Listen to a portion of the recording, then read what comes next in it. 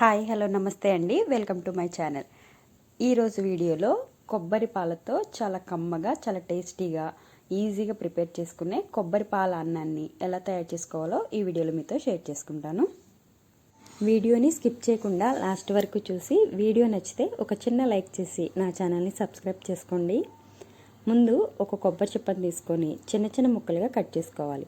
Cut చేసిన ముక్కల్ని ఒక మిక్సీ జార్లో వేసుకొని మెత్తగా గ్రైండ్ చేసుకోవాలి. ఇప్పుడు ఇందులోనే కొన్ని వాటర్ అనేది పోసుకొని కొబ్బరిని మళ్ళొకసారి మిక్సీ పట్టుకొని మెత్తగా పేస్ట్ లాగా చేసుకోవాలి. ఇలా పేస్ట్గా చేసుకున్న దాన్ని ఒక స్ట్రైనర్లో వేసుకొని కొబ్బరి పేస్ట్ నుంచి కొబ్బరి పాలని సపరేట్ చేసుకొని పక్కన పెట్టుకోవాలి. తర్వాత ఒక 2 గ్లాసుల బాస్మతి రైస్ తీసుకొని 2-3 సార్లు నీట్గా కడిగి ఒక అరగంట సేపు ఈ బాస్మతి రైస్ని నానబెట్టుకోవాలి. ఇప్పుడు మనం ఏ గ్లాస్తో అయితే రైస్ కొలుచుకున్నామో అదే గ్లాస్తో కొబ్బరి పాలు కూడా కొలిచి పక్కన పెట్టుకోవాలి. ఒక గ్లాస్ రైస్కి 1.5 గ్లాస్ పాలు అయితే పడతాయండి. తర్వాత స్టవ్ పైన ఒక కుక్కర్ పెట్టుకొని కొద్దిగా ఆయిల్, కొద్దిగా నెయ్యి వేసుకొని హీట్ అయిన తర్వాత బిర్యానీ దినుసులన్నీ వేసుకొని అలాగే కొద్దిగా జీడిపప్పును కూడా వేసుకొని వీటన్నిటిని మంచి కలర్ వచ్చే వరకు ఫ్రై చేసుకోవాలి.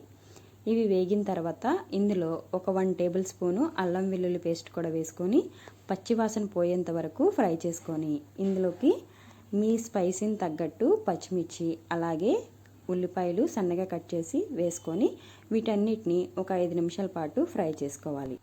ఉల్లిపాయలు మంచిగా వేగిన తర్వాత 1 టేబుల్ స్పూను ధనియాలు జీలకర్ర పొడి అలాగే ఒక 1 టేబుల్ స్పూన్నర ఉప్పును కూడా వేసుకోవాలి. ఉప్పు అనేది చాలా తక్కువ పడుతుంది, చూసి వేసుకోండి. ఆయిల్ కూడా చాలా తక్కువే పడుతుంది కొబ్బరి పాలకి, ఎందుకంటే కొబ్బరి పాల నుంచి ఆల్రెడీ మనకి నూనె అనేది వస్తుంది కాబట్టి.